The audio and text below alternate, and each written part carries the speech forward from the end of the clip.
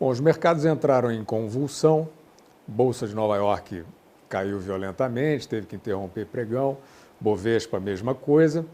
Mas o que é importante notar é o que aconteceu no Brasil, especialmente da parte de uma determinada auto-intitulada resistência democrática, né? Ela não conseguiu disfarçar sua euforia, né? Diante de uma situação preocupante de mercado, pelo menos momentaneamente preocupante. Nós vimos aí, então, no momento de turbulência de mercado, que todas as diretrizes dizem para observar com serenidade.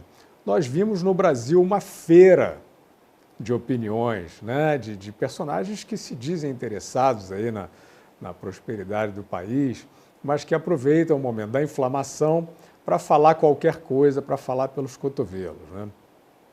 Qual é o nome do jogo? O nome do jogo é tentar pegar qualquer percalço da conjuntura, seja ele qual for, e a gente sabe que esses movimentos para baixo do mercado, nesses dias, eles são desproporcionais em relação aos motivos alegados, epidemia do coronavírus, queda do preço do petróleo, enfim, nada desses fenômenos justifica o tamanho da queda que nós vimos aí esses dias no mercado. Então, é o momento de observar com serenidade, mas esses personagens, qual é o jogo deles? Eles querem colar na equipe econômica que está conduzindo as reformas no Brasil um selo de derrota, né? Querem trazer insistentemente essa mensagem de que não deu certo, né? De que o projeto liderado pelo ministro Paulo Guedes fracassou. Estão tentando isso já há bastante tempo e tentaram de uma maneira mais dramática, mais grave, num momento em que requeria mais cuidado e mais atenção. O que a gente pode dizer para esses personagens é o seguinte: a equipe econômica que está no governo, liderada pelo ministro Paulo Guedes e respeitada no mundo inteiro, é a melhor equipe econômica que já esteve em ação no país. Então, se não der certo com essa, não vai dar certo com nenhuma, né?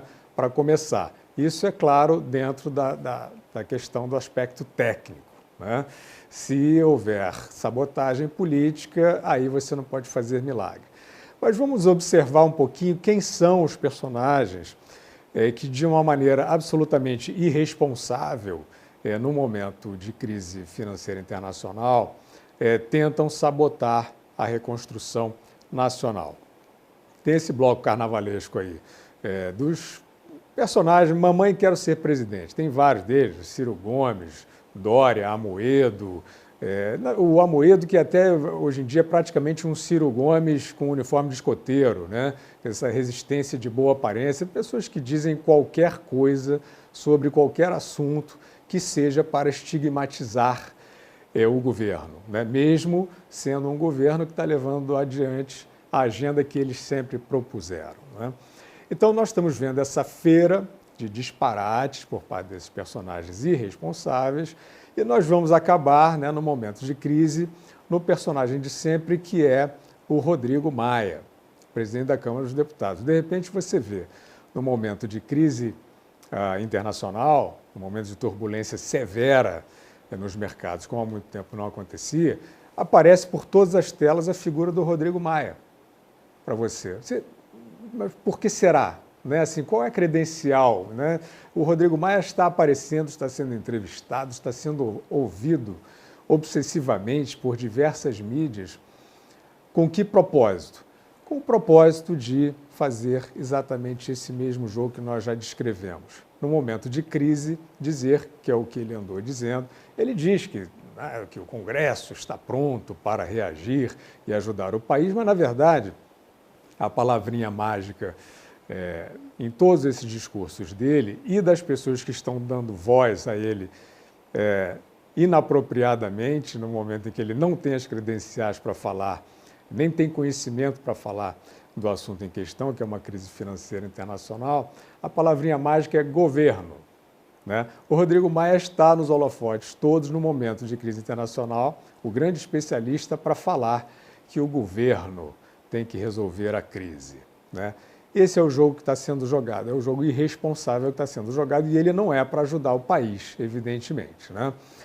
Nós temos visto o Rodrigo Maia também recentemente, um pouco antes desse estouro de boiada aí, né, no mercado internacional, vimos Rodrigo Maia visitando o Fernando Henrique Cardoso e dizendo novamente que o governo, né, palavrinha mágica, jogou um ano fora. Nós vimos isso virar a manchete.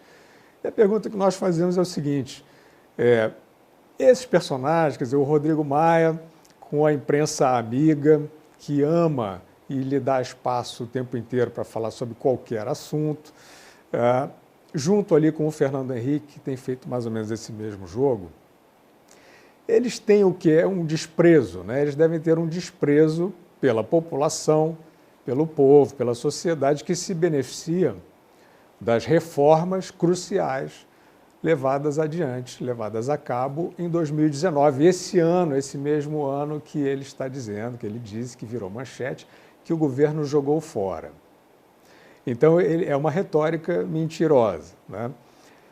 Parte do princípio de que tivemos um PIB de 1,1% para dizer a mesma coisa, né? Para dizer que não está dando certo, né? Que a equipe econômica não está conseguindo levar o país para o crescimento.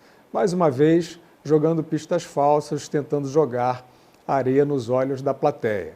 As reformas que precisam ser feitas estão sendo feitas, dentro de um calendário até inesperado, né?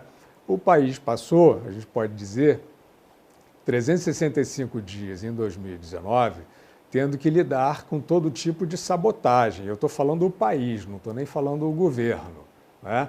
Nós vimos tentativas de todas as formas de desacreditar esta equipe de governo que está levando adiante as reformas, que está levando adiante também o combate ao crime, o combate à corrupção, né, junto com o ministro Sérgio Moro, a reabilitação da infraestrutura com o ministro Tarcísio Gomes de Freitas, né, toda uma agenda de liberdade econômica, de combate ao custo Brasil, que não teve o espaço merecido e nem comparável, nem de perto comparável com o espaço que nós vimos ser dado à destruição da Amazônia, que parecia, né, naquele momento, uma destruição sem precedentes, e isso sendo colado com uma ideia de que a democracia brasileira estava queimando junto com a Amazônia. Esse foi o discurso dominante, enfim, de formadores de opinião, do noticiário, a gente pode dizer, ao longo do ano de 2019. Apesar disso, a agenda de reformas prosseguiu. Então, não tem mágica nesse ponto, não tem mistério, né? Quer dizer, ou você faz a agenda correta de reformas e vai crescer, ou você desiste do país, né? Não tinha um político que falava, não vamos desistir do Brasil? É mais ou menos isso. O que se passa é o seguinte, o Brasil segue, e voltando a falar desse PIB, que esses personagens, essas Cassandras, discretamente andam comemorando para tentar dizer, olha, o PIB mostra que deu errado o trabalho, o PIB mostra que essa equipe não tem capacidade, né, de reconstruir o país. A gente diz só o seguinte, o país está saindo de um período em que teve o ministro da Fazenda mais longevo da história, que foi o Guido Mantega, né? O legado do ministro Guido Mantega é o seguinte, foi um ministro que foi preso, é um ministro que responde por diversas negociatas, especialmente as do BNDES, que ainda haverão de vir à tona, né, e punir todos os culpados por um escândalo multibilionário que levou o Brasil à maior recessão da sua história. E você pode imaginar, então, um legado aí de mais de década, né, de imperícia e de roubo, né? Agora, vamos fazer um exercício muito simples. Vamos fingir que o Guido Mantega, o Mercadante, o Coutinho, o Palocci, enfim, vamos fingir que essa turma toda fosse honesta e quisesse fazer o bem. Mesmo assim, eles não conseguiriam, porque eles não sabem, né? Eles são militantes que foram parar no governo, contando história triste, e foi um desastre, não só porque eles são ladrões, foi um desastre porque eles não sabem fazer conta, eles não sabem o que fazer para conduzir o país rumo ao crescimento. Então, o que você tem é essa oposição de Guido Mantega com Paulo Guedes, que é o mais preparado e montou a equipe mais preparada para tentar reconstruir o Brasil depois dessa ruína, né, desse longo processo de destruição. O Paulo Guedes certamente tem sentido de missão, tem coragem, o presidente da República lhe dá esse apoio ostensivamente. Os outros ministros também, como já citamos, Sérgio Moro, Tarcísio Gomes de Freitas e outros, não vão recuar, né? Então, o que nós sabemos é que esses personagens que estão aproveitando a crise financeira para tentar colar um selo nessa equipe, principalmente na equipe econômica, de fracasso, esses personagens eles já fracassaram por si, né?